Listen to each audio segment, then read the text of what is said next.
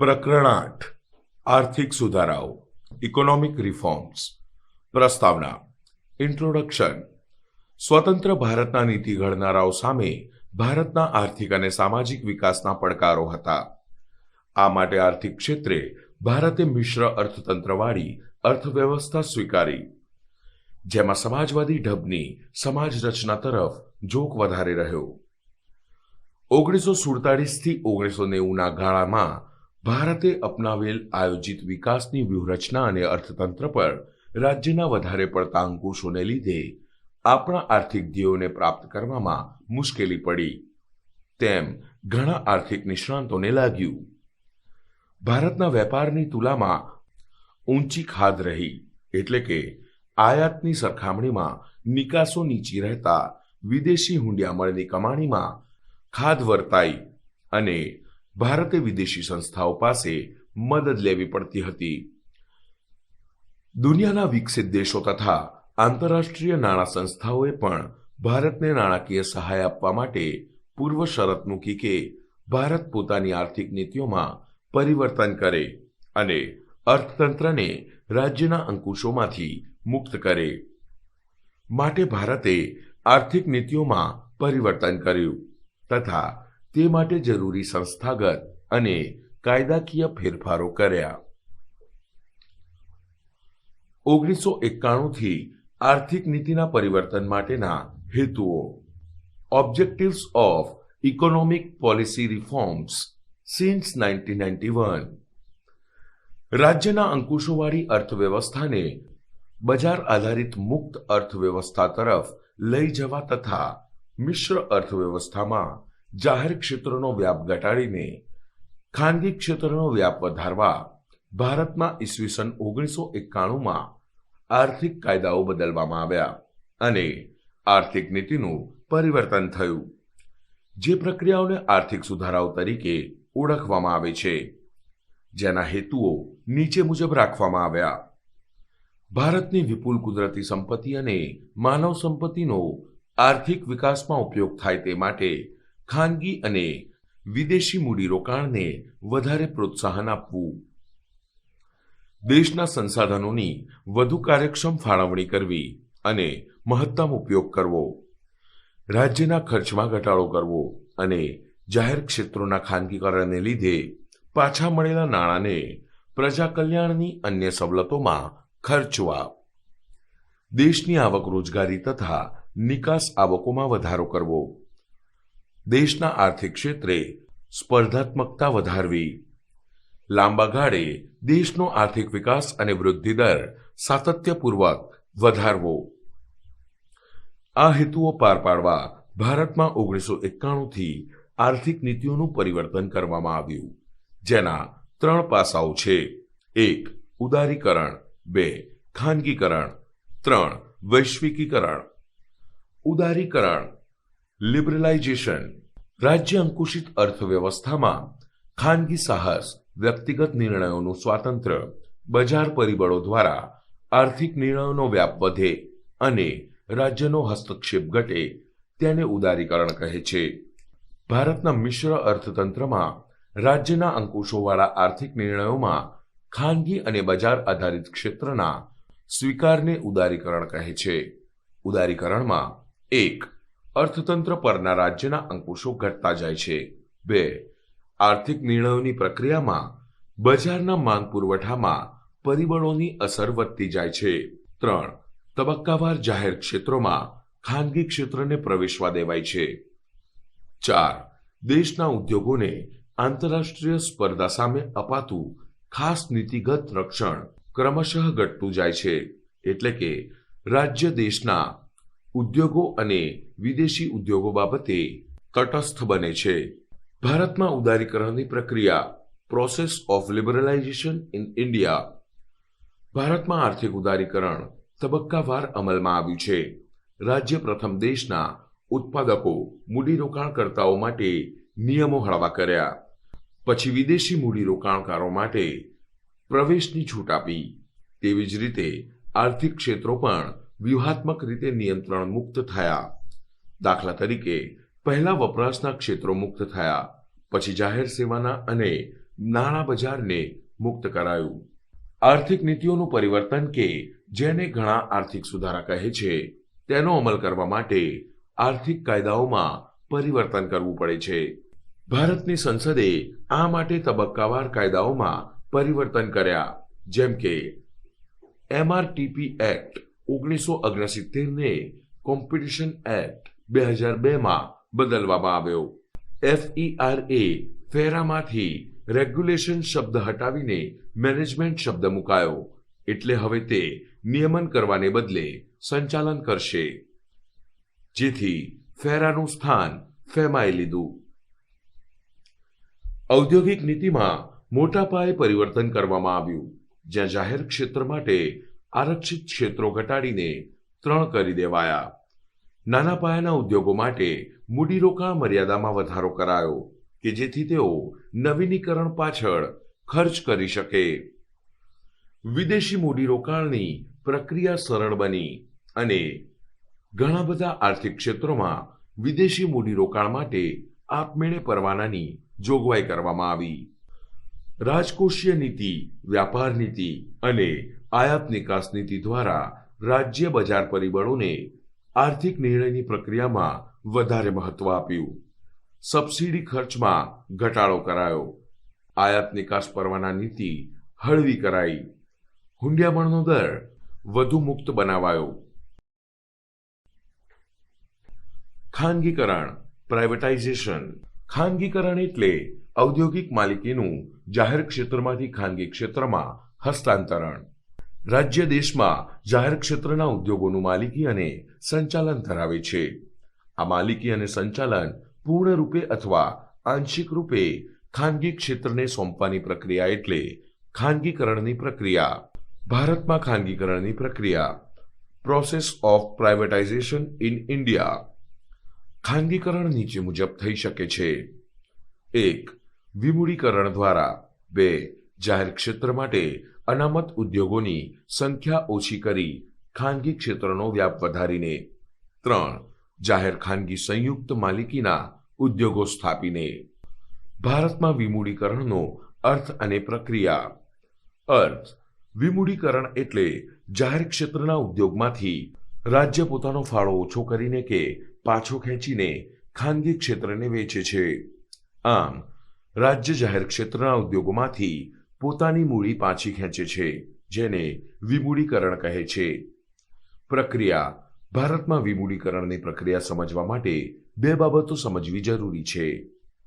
પ્રથમ તો સરકાર જાહેર ક્ષેત્રના ઉદ્યોગોના શેર ખાનગી ક્ષેત્રને વેચીને માલિકીનું હસ્તાંતરણ કરે તે ખાનગીકરણ છે. આવું ખાનગીકરણ 2 રીતે થાય છે. અ. જાહેર ક્ષેત્રના તમામ શેર ખાનગી ક્ષેત્રને વેચી દેવા, એટલે માલિકીનું સંપૂર્ણ હસ્તાંતરણ. બ. જાહેર ક્ષેત્રના કેટલાક શેર ખાનગી ક્ષેત્રને વેચવા, દાખલા તરીકે 29% કે 49% ખાનગી ક્ષેત્રને આપવા કે અંશતઃ ખાનગીકરણ કહેવાય. જો 51%થી ઓછા શેર વેચાય તો નાના પાયાનું વિમૂડીકરણ કહેવાય. 51%થી વધારે શેર વેચાય તો મોટા પાયાનું વિમૂડીકરણ કહેવાય. રાજ્ય જેમ કેટલાક ઉદ્યોગોની માલિકી ધરાવે છે તેમ કેટલાક ક્ષેત્રો પર અંકુશ રાખે છે. ખાસ તો જાહેર સેવાના ક્ષેત્રો, જ્યાં ખાનગી રોકાણકારોને પ્રવેશવાની બંધી હોય છે. ખાનગીકરણની પ્રક્રિયાનો બીજો અગત્યનો મુદ્દો એ કે રાજ્ય હસ્તકના જાહેર ક્ષેત્રમાં પણ કામ કરવાની છૂટ અપાઈ છે. દાખલા તરીકે બેન્કિંગ વ્યવસાય, શિક્ષણ, સંદેશા વ્યવહાર, વાહન વ્યવહારમાં હવે ખાનગી ઉદ્યોગ જૂથો પણ સેવા પૂરી પાડે છે. આઝાદી બાદના શરૂઆતના વર્ષોમાં ભારતમાં જાહેર ક્ષેત્રનું વિસ્તરણ થતું હતું. 31 માર્ચ 1951માં ભારતમાં રાજ્ય હસ્તક 5 ઉદ્યોગો હતા, જે 1990માં વધીને 233 થયા હતા. માર્ચ 2010માં તે 217 થયા અને 2015માં 300 થયા. પરંતુ જૂના ઉદ્યોગોમાંથી વિમૂડીકરણ ચાલુ રહ્યું છે. જાહેર ક્ષેત્ર માટે અનામત રાખવામાં આવેલા ક્ષેત્રો ખાનગી મૂડીરોકાણ માટે ખુલ્લા મૂકવામાં આવ્યા. હાલમાં અણુ ઉર્જા એટલે કે એટોમિક એનર્જી માટેના નિયંત્રણ સાધનો તથા રેલવે રાજ્ય હસ્તક નિયંત્રિત છે. વૈશ્વિકીકરણ, ગ્લોબલાઇઝેશન. વૈશ્વિકીકરણ એટલે દેશના અર્થતંત્રને વિશ્વના અર્થતંત્ર સાથે વધુને વધુ સાંકળવાની પ્રક્રિયા, જેમાં ભારત દુનિયાના દેશો સાથે આર્થિક સંબંધો વધારે, જેમ કે ચીજવસ્તુઓ, મૂડી, માનવ સંસાધન, ટેકનોલોજી, કુદરતી સાધનો, નાણાકીય સાધનો, વેપારના ક્ષેત્રોમાં દેશના અર્થતંત્રમાં રાજ્ય મૂકેલા અંકુશો ક્રમશઃ નાબૂદ કરવા. આર્થિક આત્મનિર્ભરતા માટે આ પ્રકારની ખુલ્લી નીતિઓ અપનાવવી. ભારતમાં વૈશ્વિકીકરણની પ્રક્રિયા, process of globalisation in India.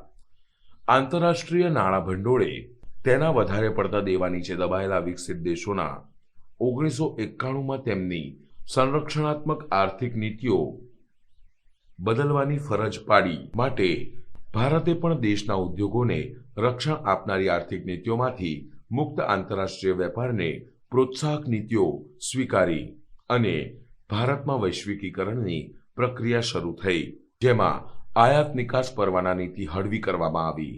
1995માં Bharat વિશ્વ વ્યાપાર સંસ્થા WTO વર્લ્ડ ટ્રેડ ઓર્ગેનાઇઝેશનનું સભ્ય બન્યું અને તેના નિયમોનું પાલન કરતું થયું. ભારતીય ચલણ રૂપિયાના અન્ય દેશોના ચલણ સાથેના વિનિમયના દરને ક્રમશઃ મુક્ત કર્યો. તેના ખરીદ વેચાણને પણ સરળ બનાવાયું અને આપણા રૂપિયાનું મૂલ્ય વેપાર દ્વારા નિર્ધારિત થતું રહ્યું. દેશના અર્થતંત્રમાં સીધા વિદેશી મૂડીરોકાણને ક્ષેત્રવાર, તબક્કાવાર વધુને વધુ મુક્ત બનાવાયું. ભારતીય ઉદ્યોગકારો, રોકાણકારોને અન્ય દેશો સાથેના આર્થિક વ્યવહારોમાં વધુ મોકળાશ આપવામાં આવી. દેશના અને વિદેશના ઉત્પાદકો, વેપારીઓ, રોકાણકર્તાઓ માટે રાજ્ય નીતિગત રીતે તટસ્થ બન્યું, એટલે કે ઘરેલું ઉદ્યોગોને વધુ પડતું રક્ષણ આપવાની નીતિમાં ફેરફાર થયા. અન્ય દેશો સાથેના સાંસ્કૃતિક સામાજિક આદાન પ્રદાન પણ સરળ બન્યા. ભારતમાં વિદેશી મૂડીરોકાણ, ફોરેન ઇન્વેસ્ટમેન્ટ ઇન ઇન્ડિયા. વૈશ્વિકીકરણની પ્રક્રિયામાં પ્રત્યક્ષ વિદેશી મૂડીરોકાણ એક અગત્યનું પગલું ગણાયું છે. ભારતની નિયંત્રિત અર્થવ્યવસ્થામાં રાજ્ય જ દેશની નાણાકીય જરૂરિયાતો જેવી કે ઉદ્યોગોની સ્થાપના માટે મૂડીરોકાણ, ચીજવસ્તુઓ, સેવાઓ કે ટેકનોલોજીની આયાત માટે વિદેશી હુંડિયામણની જરૂરિયાત વગેરે માટે વિદેશી સંસ્થાઓ કે વ્યક્તિઓ પાસેથી મદદ લેતી, કારણ કે વિદેશી રોકાણ પર નિયંત્રણો હતા. 1991 પછી રાજ્ય આર્થિક કાયદાઓમાં ફેરફાર કરીને વિદેશી વ્યક્તિ કે સંસ્થાઓને સીધું જ ઉદ્યોગોમાં વધુ પ્રમાણમાં રોકાણ કરવાની છૂટ આપી. વિદેશી મૂડીરોકાણના પ્રકારો, ટાઈપ ઓફ ફોરેન ઇન્વેસ્ટમેન્ટ. વિદેશી મૂડીરોકાણને બે રીતે સમજી શકાય. વિદેશી સંસ્થાકીય મૂડીરોકાણ, ફોરેન ઇન્સ્ટિટ્યુશનલ ઇન્વેસ્ટમેન્ટ FII. જ્યારે વિદેશી રોકાણકર્તા વસ્તુ કે સેવાના ઉત્પાદનમાં ફેક્ટરી કે ધંધાની સ્થાપના કરવાને બદલે દેશના નાણાં બજાર, મૂડી બજારમાં શેર કે બોન્ડની ખરીદી કરીને રોકાણ કરે છે, તેને વિદેશી સંસ્થાગત રોકાણ કહેવામાં આવે છે. આવી કંપનીઓએ વિદેશી સંસ્થાગત રોકાણકર્તા એટલે કે ફોરેન ઇન્સ્ટિટ્યુશનલ ઇન્વેસ્ટર તરીકે રજીસ્ટ્રેશન કરાવવું જરૂરી બને છે. ભારત સરકાર દ્વારા નિર્ધારિત કરેલી માત્રામાં જ આવા રોકાણો કરી શકાય છે. મોટાભાગે આવા રોકાણો વિદેશ બેંકો, વીમા કંપનીઓ, મ્યુચ્યુઅલ ફંડ વગેરે કંપનીઓ દ્વારા થતા હોય છે. વિદેશી કંપનીઓ જેટલી ઝડપથી શેરબજારમાં નાણું ઠાલવે છે, એટલી જ ઝડપથી પાછું પણ ખેંચી શકે છે. માટે દેશના અર્થતંત્રમાં તે અસ્થિરતાનું જોખમ પણ લાવે છે. પ્રત્યક્ષ વિદેશી મૂડીરોકાણ. વૈશ્વિકીકરણ બાદ ભારતમાં વિદેશી કંપનીઓને ઉત્પાદન તથા વેચાણના ક્ષેત્રોમાં સીધું જ રોકાણ કરવા દેવામાં આવે છે, જે પ્રત્યક્ષ વિદેશી મૂડીરોકાણ છે. જ્યારે વિદેશી વ્યક્તિ, સંસ્થા કે કંપનીઓ દેશના અર્થતંત્રમાં વસ્તુ કે સેવાના ઉત્પાદન કે વેચાણના ક્ષેત્રોમાં સીધું જ મૂડીરોકાણ કરે છે, તેને પ્રત્યક્ષ વિદેશી મૂડીરોકાણ કહે છે. અહીં કંપની, ફેક્ટરી, ઉદ્યોગ ધંધાની તેઓ પોતે જ સ્થાપના કરે છે કે સીધી ભાગીદારી કરે છે અને સંચાલનમાં કાબુ મેળવે છે. પ્રત્યક્ષ વિદેશી મૂડીરોકાણનું સ્વરૂપ, nature of foreign direct investment. ભારતમાં વિદેશી વ્યક્તિઓ કે નાણાં સંસ્થાઓ દ્વારા સીધું મૂડીરોકાણ આવ્યું છે, તેનું સ્વરૂપ નીચે મુજબ છે. 1. તે સંસ્થાગત રોકાણના સ્વરૂપમાં હોય છે. સીધા મૂડીરોકાણના સ્વરૂપે હોવાથી તે વધુ સ્થિર રોકાણ ગણાય છે. 2. તે યંત્રો, કાચો માલ, સંપત્તિના સ્વરૂપમાં હોય છે. 3. તે દેશમાં નવી ટેકનોલોજીના સ્વરૂપે આવે છે. 4. તે કાર્ય સંસ્કૃતિ ઊભી કરે છે. ભારતમાં તબક્કાવાર વિવિધ આર્થિક ક્ષેત્રોમાં ભારતના રોકાણકારો સાથે મળીને વિદેશી રોકાણકારોએ સીધું વિદેશી મૂડીરોકાણ વધાર્યું છે અને ભારતના વિદેશી હુંડિયામણની અનામતોમાં વધારો થયો છે. ભારતની વિદેશ વેપાર નીતિ ઇન્ડિયાઝ ફોરેન ટ્રેડ પોલિસી. ભારતની વિદેશ વેપાર નીતિ હંમેશા નીચે મુજબના પડકારોનો સામનો કરતી આવી છે. આંતરરાષ્ટ્રીય સ્પર્ધા સામે ઘરેલું ઉદ્યોગોને રક્ષણ આપવા માટે આયાતો પર અંકુશ રાખવાની જરૂરિયાત. ઘરેલું ઉદ્યોગોમાં ઉત્પાદન વધારવા તથા આયાત અવેજીકરણ માટે ટેકનોલોજી યંત્રો, પૂરક યંત્રો તથા સંસાધનોની આયાતનું પ્રમાણ નક્કી કરવું. વિદેશી હુંડિયામણ બચાવવા બિનજરૂરી ચીજવસ્તુઓની આયાતો પર અંકુશ રાખવો કે નહીં. આવશ્યક આયાતો માટેની ચૂકવણી માટે જરૂરી હુંડિયામણ કમાવા માટે નિકાસોને પ્રોત્સાહન આપવું. ઘણી બધી ભારતીય વસ્તુઓ ગુણવત્તાના પ્રશ્ને આંતરરાષ્ટ્રીય વ્યાપારમાં ટકી શકતા નથી. વિદેશ નીતિ માટે આ પ્રશ્નનો ઉકેલ પડકારજનક હતો. વિદેશ વ્યાપાર નીતિના ઘડતરમાં રોજગારીના વ્યાપક આધાર સમા નાના અને ગૃહ ઉદ્યોગોના ઉત્પાદન તથા વિકાસને પ્રોત્સાહન આપવું. આંતરરાષ્ટ્રીય વેપારમાં વિદેશી હુંડિયામણની જરૂરિયાત ઊભી થાય છે. તેથી આંતરરાષ્ટ્રીય વેપારની સમસ્યાઓ આંતરિક વેપારની સમસ્યાઓ કરતાં જુદી હોય છે. આ તમામ પડકારોને ધ્યાનમાં રાખી ભારતમાં વિદેશ વેપાર નીતિ રજૂ થતી રહી અને તેમાં સમયાંતરે પરિવર્તન થતા રહ્યા.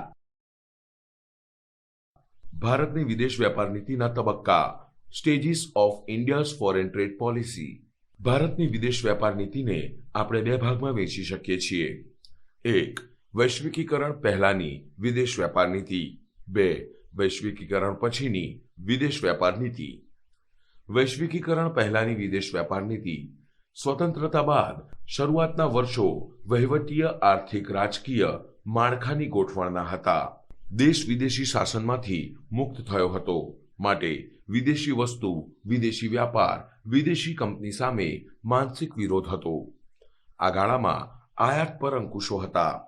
દેશની નિકાસો પણ ખૂબ ઓછી હતી. ભારતે મિશ્ર અર્થતંત્ર સ્વીકાર્યું અને આયોજન દ્વારા વિકાસની વ્યૂહરચના અપનાવી. મોટા પાયાના ઉદ્યોગોની સ્થાપના તથા જરૂરી ઉદ્યોગોના વિકાસ માટે મોટા પાયે આયાતો થઈ. વિદેશી હુંડિયામણ ઘટી જવા પામ્યું. વપરાશી ચીજવસ્તુઓની આયાતો પર ભારે નિયંત્રણો મુકાયા. ભારતની વિદેશ વ્યાપાર નીતિમાં દેશના ઉદ્યોગોને સંરક્ષણ પર ભાર મૂકવામાં આવ્યો. આયાતો પર અંકુશ લાગ્યા અને નિકાસ વધારીને વિકાસ કરવાનું વિચારાયું. ભારતની નિકાસોમાં ખેત પેદાશો, હસ્તકળા, ઝવેરાત જેવી પરંપરાગત નિકાસો સાથે ટેકનોલોજી આધારિત બિનપરંપરાગત નિકાસો વધારવામાં આવી. વિદેશી હુંડિયામણના બજારમાં રૂપિયો સરકારના અંકુશમાં રખાયો. જ્યાં રૂપિયાના અવમૂલ્યન દ્વારા નિકાસ વધારવાની નીતિ અપનાવાઈ. જો કે રૂપિયાના અવમૂલ્યનથી પણ તે અતિ આવશ્યક હોવાથી તેમાં ઘટાડો ન થયો. ખર્ચ વધ્યું અને લેણદેણ તુલામાં ખાધ ઊભી થઈ. શરૂઆતમાં આયાત અવેજીકરણ દ્વારા આયાત ખર્ચ ઘટાડવાની વ્યૂહરચના અપનાવાઈ. આયાત અવેજીકરણ એટલે આયાત થતી વસ્તુની અવેજીમાં પોતાના દેશમાં વસ્તુઓ ઉત્પન્ન કરવાની નીતિ. વૈશ્વિકીકરણ પછીની વિદેશ વ્યાપાર નીતિ. 1991થી ભારતે આર્થિક નીતિઓમાં પરિવર્તન કર્યું. વિદેશ વ્યાપાર નીતિ સંરક્ષણાત્મકને બદલે મુક્ત વ્યાપાર તરફી બનાવાઈ. રૂપિયાને વિદેશી હુંડિયામણ બજારમાં ક્રમશઃ અંકુશ મુક્ત કરાયો. આયાત નિકાસ પરવાના હળવા કરાયા. માત્ર ક્રૂડ ઓઇલ, ખાદ્ય તેલ, રસાયણ જેવી થોડી આયાતોમાં જ અંકુશ રખાયા. સીધા વિદેશી મૂડીરોકાણની છૂટ અને ખાનગીકરણને કારણે વિદેશી કંપનીઓ હવે દેશમાં જ વસ્તુઓનું ઉત્પાદન વેચાણ કરી શકે છે. ભારતને પણ વૈશ્વિકીકરણના લાભ મળતા તેથી બીજા દેશોમાં નિકાસ વધી. 1991 પછીની વિદેશ વેપાર નીતિ આંતરરાષ્ટ્રીય વેપારમાં ભારતનો હિસ્સો વધે તે રીતે ઘડાઈ. 1995માં વિશ્વ વ્યાપાર સંગઠનનું ભારત સભ્ય બન્યું અને તેના માર્ગદર્શન મુજબ કાયદાઓ બદલવામાં આવ્યા, જેમ કે ખેત પેદાશની આયાત નિકાસ માટેના કાયદા, મૂડીરોકાણ અંગેના કાયદા વગેરે.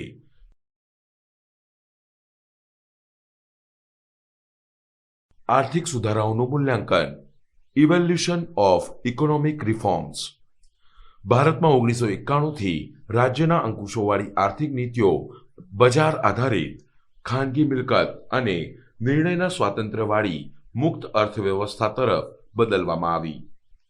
તેને ઘણા આર્થિક સુધારાના નામે ઓળખે છે. ભારતમાં 1951થી આયોજિત આર્થિક વિકાસ, જાહેર ક્ષેત્રનું પ્રભુત્વ અને અર્થકરણ પર રાજ્યના અંકુશો દ્વારા સમાજવાદી ઢબની સમાજ રચનાનો ઉદ્દેશ્ય હતો. આ નીતિઓમાં 1991 પછી પરિવર્તન આવ્યું. આજે લગભગ 25 વર્ષના અનુભવ પછી આ પરિવર્તનોનું મૂલ્યાંકન કરીએ તો નીચેની બાબતો મહત્વની બને છે. આર્થિક સુધારાની સાનુકૂળ અસરો. ભારતે આર્થિક ક્ષેત્રે ઉદારીકરણ, ખાનગીકરણ અને વૈશ્વિકીકરણની જે નવી આર્થિક નીતિ અપનાવી તેણે આર્થિક નિર્ણયોમાં માંગ પુરવઠાના પરિબળોનું મહત્વ વધારી દીધું. માટે જ કિંમત નિર્ધારણ, વેતન નિર્ધારણ, વ્યાજ નિર્ધારણ અંકુશમુક્ત અને વાસ્તવિક બન્યા. રાજ્યના અંકુશો ઓછા થવાને કારણે ઉત્પાદન, મૂડીરોકાણ, વહેંચણી આર્થિક પરિબળો દ્વારા નક્કી થઈ. રાષ્ટ્રીય અને વિદેશી એવા ભેદ ઘટ્યા. પરિણામે અર્થતંત્ર પર કેટલીક સાનુકૂળ આર્થિક અસર થઈ. 1. દેશના ગ્રાહકોને આંતરરાષ્ટ્રીય ગુણવત્તાની વસ્તુઓ સહેલાઈથી સસ્તા દરે મળતી થઈ. 2. દેશના હુંડિયામણના ભંડોળમાં વધારો થયો. 3. ભારતની નિકાસોમાં વધારો થયો. 4. રાજ્યને વિદેશી દેવાનો બોજો ઘટ્યો અને સીધા વિદેશી મૂડીરોકાણ વધ્યા, જેનું જોખમ રાજ્યને માથે ન હતું. 5. મોટા પાયાના રોકાણો દ્વારા ખાનગી ક્ષેત્રનો વિકાસ થયો. ઉત્પાદન, રોજગારી વધ્યા. 6. સાધનોની ગતિશીલતામાં વધારો થયો. 7. રાજ્યના અંકુશોને કારણે ભ્રષ્ટાચાર, અમલદારશાહી, નિર્ણયોમાં વિલંબ, જડતા વધ્યા હતા તે ક્રમશઃ ઘટ્યા. 8. રાજ્યના અંકુશ તથા મૂડીની અછતને કારણે ઉપેક્ષા પામેલા ક્ષેત્રોમાં ખાનગી મૂડીરોકાણ દ્વારા વેગ આવ્યો. 9. વસ્તુઓ અને સેવાઓની અછતમાં ઘટાડો થયો. વૈવિધ્યમાં વધારો થયો. 10. અન્ય દેશ સાથેના સામાજિક સાંસ્કૃતિક સંબંધો વધારે સુદૃઢ બન્યા. આર્થિક સુધારાની પ્રતિકૂળ અસરો. નવી આર્થિક નીતિએ કેટલાક સામાજિક આર્થિક પ્રશ્નો પણ ઊભા કર્યા છે, જેમ કે 1. નાના પાયાના ઉદ્યોગો અને ગૃહ ઉદ્યોગોને ભારે નુકસાન થયું. બહુરાષ્ટ્રીય કંપનીઓના જાહેરાત ખર્ચ અને સ્પર્ધાત્મકતા સામે તે ટકી શક્યા નહીં. 2. ખાનગીકરણની સાથે જ વૈશ્વિકીકરણ શરૂ થઈ ગયું, એટલે દેશના ઉત્પાદકો કાર્યક્ષમ બને તે પહેલા જ આંતરરાષ્ટ્રીય સ્પર્ધાનો તેમને સામનો કરવો પડ્યો, જેણે ઘણા રાષ્ટ્રીય ઉદ્યોગોને નુકસાન પહોંચાડ્યું. 3. જાહેર સેવાઓનું ખાનગીકરણ થયું. સબસિડીમાં ઘટાડો થયો. પરિણામે જાહેર સેવાઓ અને પાયાની સુવિધાઓ મોંઘી બની, જેણે તમામ વસ્તુ સેવાના ઉત્પાદન ખર્ચમાં વધારો કર્યો. 4. ભારતીય ચલણનું નિર્ધારણ વેપારના આધારે અને બજારમાં થવાથી તેના મૂલ્યમાં વધુ પ્રમાણમાં બદલાવ આવે છે, જેના કારણે વેપાર કરતી ઘણી ભારતીય કંપનીઓને નુકસાન થઈ શકે છે. 5. બહુરાષ્ટ્રીય કંપનીઓ. મોટી કંપનીઓએ નીચા દરે ખૂબ પુરવઠો અર્થતંત્રમાં ઠાલવી લાદણની નીતિ આચરી. 6. WTOએ ગુણવત્તાના ઊંચા ધોરણો નિર્ધારિત કર્યા, જેને કારણે ભારત જેવા દેશોને કેટલીક વસ્તુઓનો નિકાસ કરવા માટે પડકારો ઊભા થયા, ખાસ કરીને ખેત પેદાશોની નિકાસો અંગે. 7. ખાનગીકરણને કારણે મોટા પાયે ઉદ્યોગો સ્થપાયા, જેને રસ્તા, વીજળી, પાણી, કાચા માલની સુવિધાઓ પૂરતા પ્રમાણમાં મળી નહીં અને તેથી તંગી સર્જાઈ. 8. આર્થિક અસમાનતામાં ખૂબ વધારો થયો છે. 9. જીવન જરૂરી વસ્તુઓ અને સેવાઓના ભોગે સમાજના નાના વર્ગની સાધન સંપન્ન જરૂરિયાત સંતોષાતી મોજશોખની વસ્તુઓનું ઉત્પાદન, વેચાણ વધ્યા છે. 10. સામાજિક સાંસ્કૃતિક વારસાને વ્યાપક નુકસાન થયું છે તેવું ઘણા માને છે.